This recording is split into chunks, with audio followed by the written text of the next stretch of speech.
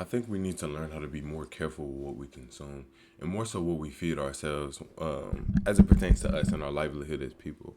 I think that we get in the habit of not being considerate of ourselves, not paying attention to the way certain things impact us. And I think in a lot of ways, we are the result of what we consume. We're the result of what we give attention to, and more so how we feel about what we give attention to. I feel like when we experience certain negative things and we sort of intensify it with certain feelings and certain attitudes and certain actions, it sort of engraves into our character. It engraves into who we are, and we're unable to sort of see life without it. It becomes sort of an addiction, and we get sort of in this loop of a hypnotic rhythm with our negativity. And I recognize with our positivity, part of the reason why it's so difficult and part of the reason why we're not, readily positive, I would say, is because we don't give attention to ourselves for the positive things that we do most of the time. I feel like we do pat ourselves on the back with our grand achievements, but when things are mundane, when there's nothing really going on, no achievements to give ourselves, we don't celebrate ourselves for living, celebrate ourselves for doing the small things day to day, stuff that we may do every day. And we don't give ourselves any credit for it. Instead, we wait for something negative to happen, or we allow little mistakes and little tweaks we make in our day to engrave back into our character and convince us that we are something we are not. And when I say something we are not, I extend this idea that who we are is more easily expressed than it is thought. I think a lot of times we think ourselves to be bad, but we express ourselves a certain way. And I think sometimes we think ourselves to be good and we express ourselves in a negative way. I think all in all, it's about the audience that you're able to give yourself. I feel like we're always going to be stuck in some sort of performance where we're unaware of the way we impact others and the way we impact ourselves until we can give ourselves proper attention. And I think giving yourself proper attention doesn't take pretty much anything but you being present. You taking the time to not necessarily think through all your actions, but be there to observe them, be there to experience yourself in a lot of ways. And I think we don't experience ourselves a lot of times. We experience our mind. When we experience, a lot of the things that sort of take us away from ourselves. And I think part of the reason we do that is because we're unable to discern what we should be feeding ourselves, what we should be giving to ourselves. And I don't necessarily know everyone's rule of thumb when it comes to that, but I think that we have to feed ourselves some type of positivity. We have to give ourselves a chance to truly take up the space that we take up. Like, I'm getting into a lot more niche stuff that I actually want to do. Like, after I make this video, I'm going to give a speech. And it's my first time giving a speech at any event, like in a real speech, profound, pondering format. And I'm overly grateful for the experience. And I recognize that within it, compared to previous time where I had to do any speaking things, it's a little different. Like, I feel a certain amount of calm, a certain amount of tranquility about it. And I don't think that's because I'm just like, oh, I'm so talented at this, or I can do this. I think it's more so what I've been feeding myself, what I've been allowing myself to believe and accept about myself as it pertains to anything I do. And I think it's not even about my overzealous thought and implementation. Like, I'm not sitting there like, oh, I can do this, or I can do this, or I can do this. I'm just being grateful for being me. Being grateful to have the experience to fail, being grateful to have the experience to succeed, and allowing them both to exist. I think we just don't allow certain possibilities to exist. We don't allow certain movement, and we get offended by when things don't go our way. But I think every way that things go has to be your way. I think there's no wrong way to walk your own path because it's your path and you're creating it as you're walking.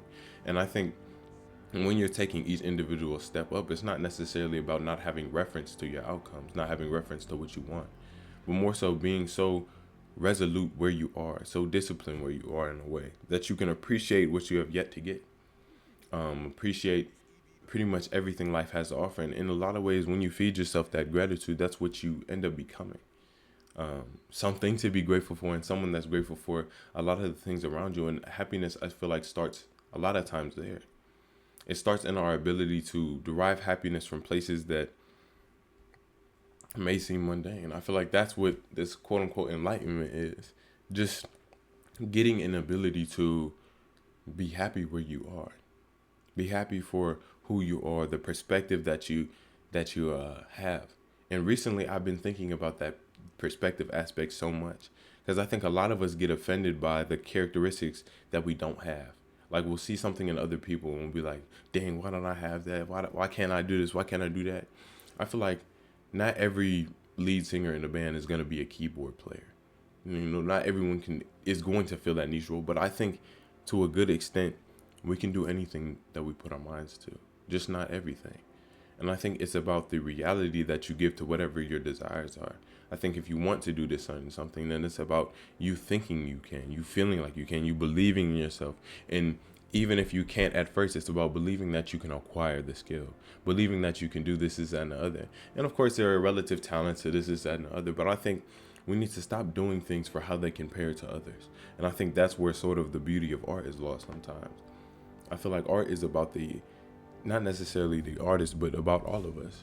It's about the relationship that we can create with each other, and how we can extend more of the idea of our own community, through our expression, through our art, and through expressing ourselves to ourselves. So we no longer have to feel obligated in being better, being this, being that, and sort of tainting our art and limiting our forms of expression because of it.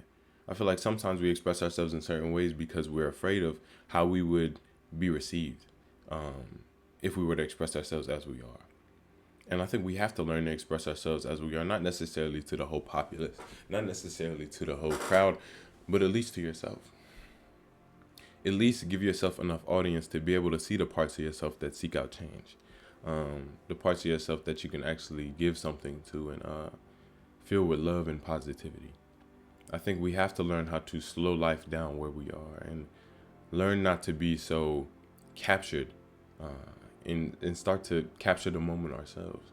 Sort of be within it and appreciate everything it has to offer. Like, even if it's things that are mundane and you don't want to do, like studying, or I'm just speaking from a school standpoint because I'm in my final season and it's getting there. But all in all, I feel like what keeps me going sometimes is just recognizing that I get to be the one to do it. There's certain things that you will experience as an individual that only you can experience for you. And I feel like that's the beauty of the individual experience, is living it as an individual. Not necessarily saying be narcissistic or not living it to any reference to any other person or anything like that, but learning to appreciate your perspective so you can allow other perspectives to exist. I feel like when we aren't mindful of what we consume, we tend to spew it out at other people. All the negativity and all that, it becomes what we are, it becomes what we express, and it becomes what we receive by default. I feel like what you put out is what you put out is put on you. What you put out is put on you. And I think there's a certain beauty to that. Like, even if you express yourself in a positive way to something that's negative, you still in turn get a little bit of positivity. You still in turn shift that certain something in a way that makes it more accommodating for you, more loving for you, more you. And when we consume on that basis, I think there's only love left over. There's only more opportunity to express yourself in positive ways. There's only more opportunity to be happy where you are, to take every experience as it is, and recognize that you don't have to sort of have every single thing planned out, every single thing figured out either. It's about your ability to be where you are and sort of trust your own process. Not necessarily saying don't work towards anything or don't put any effort into what you're doing, but put effort in, not in reference to the outcome, but in reference to you. I feel like when we do that, it ceases to be effort and starts to be discipline. It starts to be just an act of ours. And we stop being so emotionally dependent on the way that action goes and start to be happy just in virtue of being ourselves, happy and just in virtue of what we have yet to experience. I feel like the thing that brings me the most joy and sometimes frustration is the idea that there's so much that I don't know. There's so much that I will never know. And there's so much left to explore that we have yet to scrape the surface of, especially when it comes to ourselves, especially when it comes to the individual. Like, I just started picking up some new hobbies, new crafts, just to get my creative outlets sort of expanded and express myself in different ways. And I picked up art because I used to draw all the time as a kid, and it's my stuff's not the greatest. Not yet. Um, but I still learn to love just expressing myself to myself at times, giving myself a chance to meditate in a way. And I feel like meditation is not just sitting still. It's whatever you do that makes you feel most like yourself, whatever you do that makes you sort of fit into where you are. I think that's where beauty truly exists. That's where we truly exist within beauty, is where we are. I feel like we can't be found anywhere but where we are. And it gets sort of mixed up in trying to find ourselves in a lot of the things around us, finding ourselves in our work, finding ourselves in our school, our titles, our labels, our connotations that we place on the world. And the only place we find ourselves is where we are. You know, the connotations we place on ourselves. And that's why I feel like it's important to be careful what you feed yourself, especially pertaining to yourself.